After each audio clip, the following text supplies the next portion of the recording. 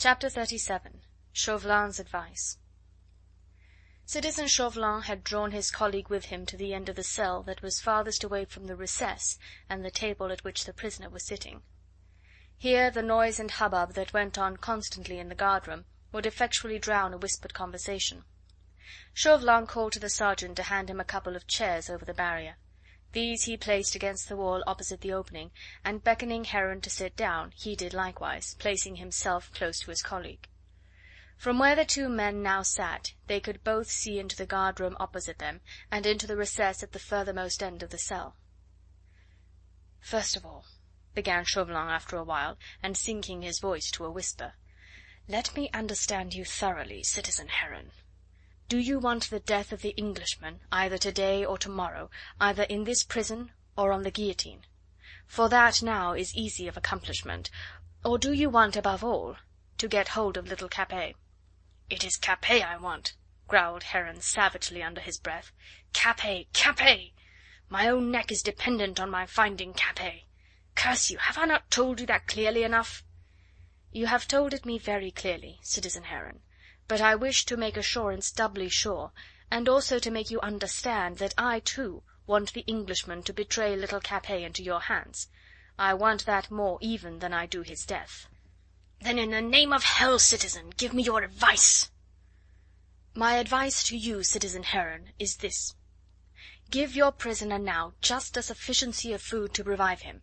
He will have had a few moments' sleep, and when he has eaten, and mayhap drunk a glass of wine, he will, no doubt, feel a recrudescence of strength. Then give him pen and ink and paper. He must, as he says, write to one of his followers, who, in his turn, I suppose, will communicate with the others, bidding them to be prepared to deliver up little Capet to us. The letter must make it clear to that crowd of English gentlemen that their beloved chief is giving up the uncrowned King of France to us in exchange for his own safety. But I think you will agree with me, citizen Heron, that it would not be over prudent on our part to allow that same gallant crowd to be forewarned too soon of the proposed doings of their chief. Therefore, I think, we'll explain to the prisoner that his follower, whom he will first apprise of his intentions, shall start with us tomorrow on our expedition, and accompany us until its last stage, when, if it is found necessary, he may be sent on ahead, strongly escorted of course, and with personal messages from the gallant Scarlet Pimpernel to the members of his league." "What will be the good of that?" broke in Heron viciously. "Do you want one of his accursed followers to be ready to give him a helping hand on the way if he tries to slip through our fingers?" "Patience, patience, my good Heron," rejoined Chauvelin with a placid smile. "Hear me out to the end. Time is precious. You shall offer what criticism you will when I have finished, but not before." "Go on, then. I listen." "I am not only proposing that one member of the Scarlet Pimpernel League shall accompany us tomorrow," continued Chauvelin, "but I would also force the prisoner's wife, Marguerite Blakeney, to follow in our train." "A woman? Bah! What for?" "I will tell you the reason of this presently. In her case, I would not let the prisoner know beforehand that she too will form a part of our expedition. Let this come as a pleasing surprise for him. She could join us on our way out of Paris." "How will you get hold of her?" "Easily enough. I know where to find her. I traced her myself a few days ago to a house in the Rue de Charonne, and she is not likely to have gone away from Paris while her husband was at the Conciergerie. But this is a digression. Let me proceed more consecutively. The letter, as I have said, being written to-night by the prisoner to one of his followers, I will myself see that it is delivered into the right hands. You, citizen Heron, will in the meanwhile make all arrangements for the journey. We ought to start at dawn, and we ought to be prepared, especially during the first 50 leagues of the way, against organized attack in case the Englishman leads us into an ambush." "Yes, he might even do that, curse him," muttered Heron. "He might, but it is unlikely. Still, it is best to be prepared. Take a strong escort, citizen, say 20 or 30 men, picked and trained soldiers, who would make short work of civilians, however well armed they might be. There are 20 members, including the chief, in that Scarlet Pimpernel League, and I do not quite see how from this cell the prisoner could organize an ambuscade against us at a given time. Anyhow, that is a matter for you to decide. I have still to place before you a scheme which is a measure of safety for ourselves and our men against ambush as well as against trickery, and which I feel sure you will pronounce quite adequate." "Let me hear it, then." "The prisoner will have to travel by coach, of course. You can travel with him if you like, and put him in irons, and thus avert all chances of his escaping on the road.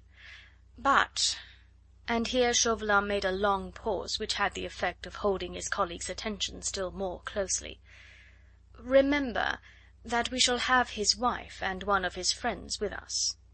Before we finally leave Paris tomorrow, we will explain to the prisoner that at the first attempt to escape on his part, at the slightest suspicion that he has tricked us for his own ends or is leading us into an ambush, at the slightest suspicion, I say, you, citizen Heron, will order his friend first, and then Marguerite Blakeney herself, to be summarily shot before his eyes." Heron gave a long, low whistle. Instinctively he threw a furtive backward glance at the prisoner, then he raised his shifty eyes to his colleague. There was unbounded admiration expressed in them. One blackguard had met another, a greater one than himself, and was proud to acknowledge him as his master. "By Lucifer, citizen Chauvelin," he said at last, "I should never have thought of such a thing myself." Chauvelin put up his hand with a gesture of self-deprecation. "I certainly think that measure ought to be adequate," he said, with a gentle air of assumed modesty, "unless you would prefer to arrest the woman and lodge her here, keeping her here as an hostage." "No, no," said Heron with a gruff laugh, "that idea does not appeal to me nearly so much as the other. I should not feel so secure on the way. I should always be thinking that that cursed woman had been allowed to escape.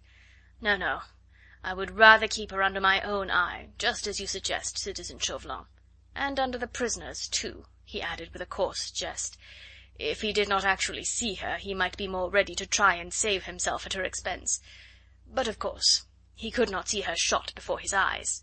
It is a perfect plan, citizen, and does you infinite credit. And if the Englishman tricked us," he concluded with a fierce and savage oath, "and we did not find Capet at the end of the journey, I would gladly strangle his wife and his friend with my own hands."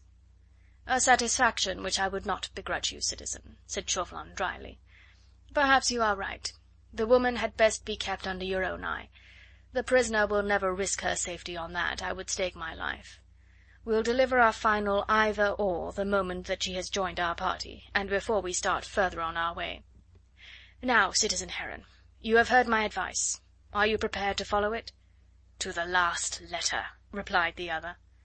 And their two hands met in a grasp of mutual understanding, two hands already indelibly stained with much innocent blood, more deeply stained now with 17 past days of inhumanity and miserable treachery to come.